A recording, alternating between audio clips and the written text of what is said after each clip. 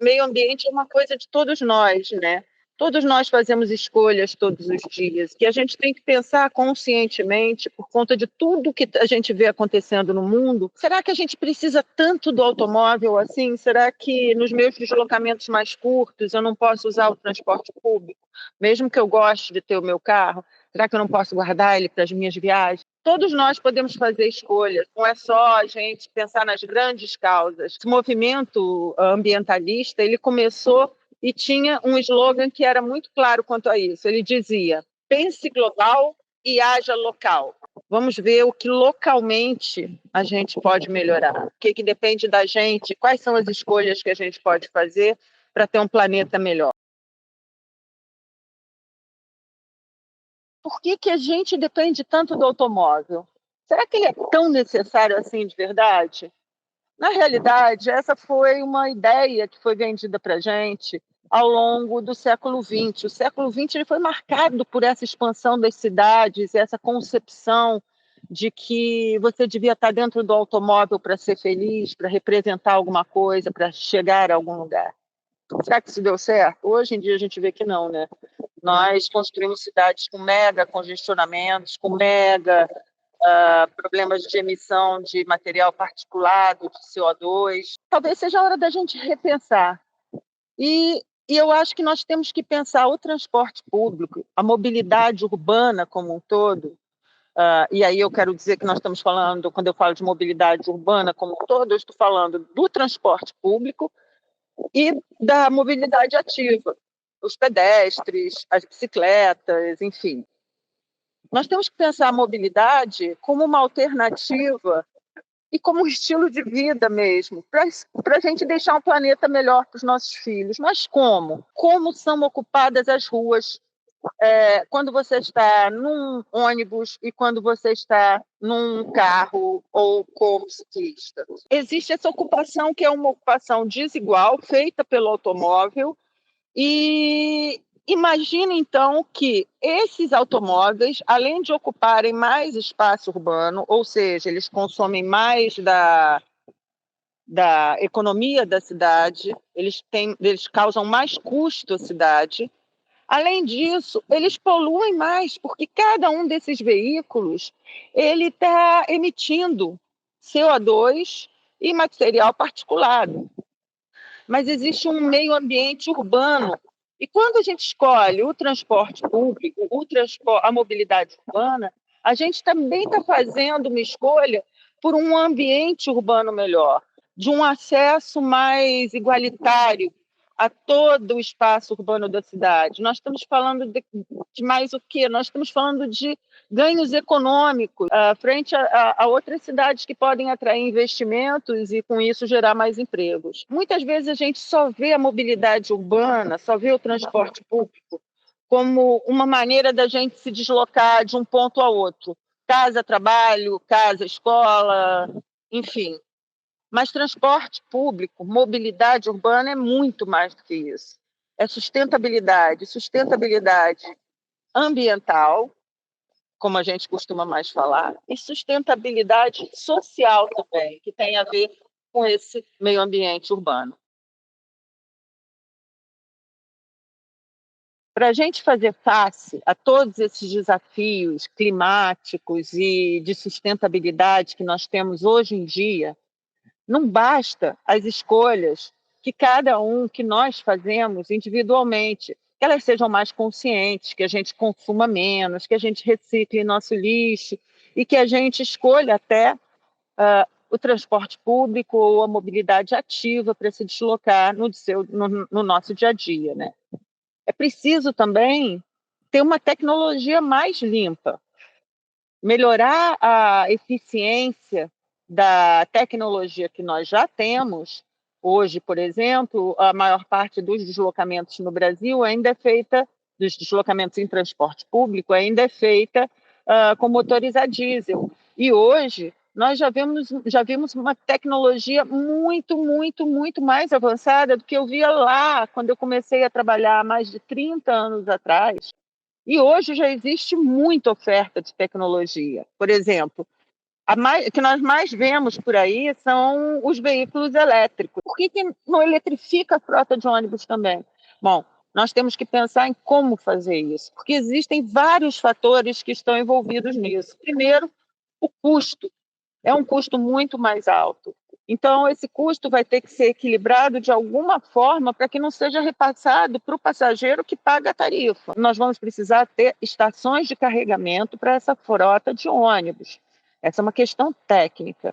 Mesmo que a gente venha fazer, essa eletrificação da frota ela terá que ser progressiva. Mas também não é só isso, nós temos outras soluções, temos soluções maravilhosas, como célula de hidrogênio. No Rio de Janeiro mesmo já foi testado, com o mesmo problema que nós falamos sobre os veículos elétricos, com o agravante de que o veículo a hidrogênio ele é ainda mais caro e a célula de hidrogênio também tem um custo superior ao abastecimento elétrico. As soluções estão aí, é uma questão de tempo, porque nós vamos ter que mudar tudo isso.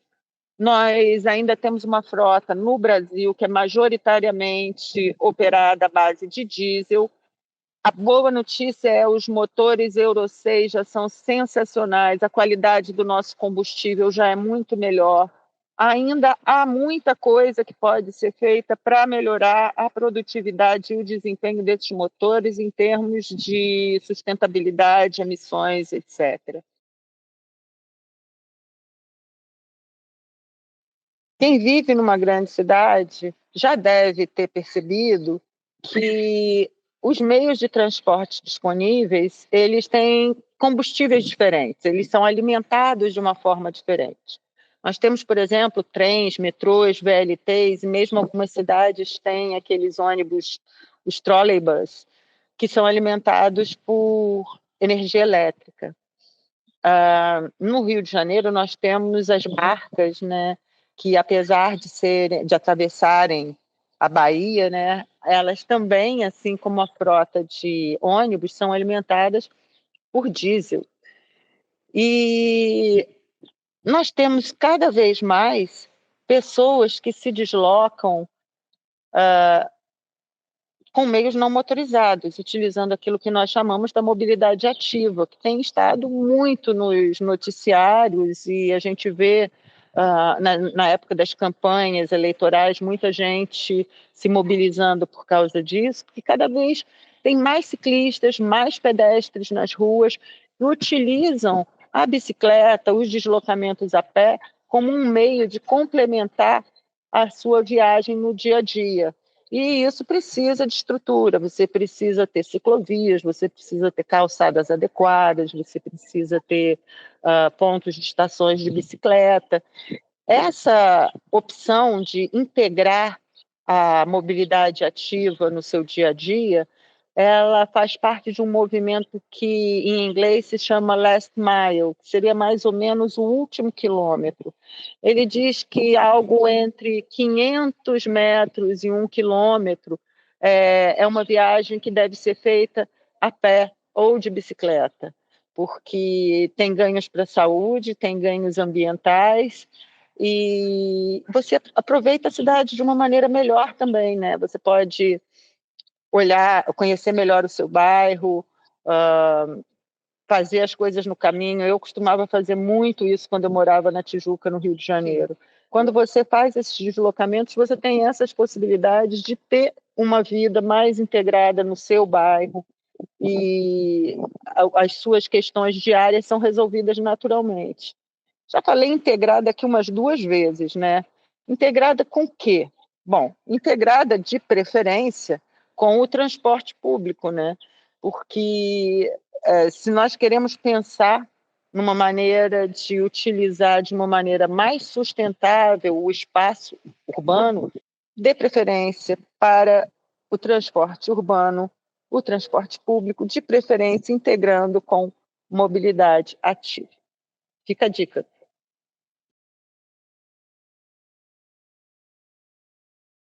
Gostaríamos de convidar vocês também a terem essa preocupação, a se desafiarem, a quem usa muito o automóvel, tentar usar nos seus deslocamentos mais curtos o transporte público, tentar fazer uma parte da sua viagem a pé ou de bicicleta, enfim.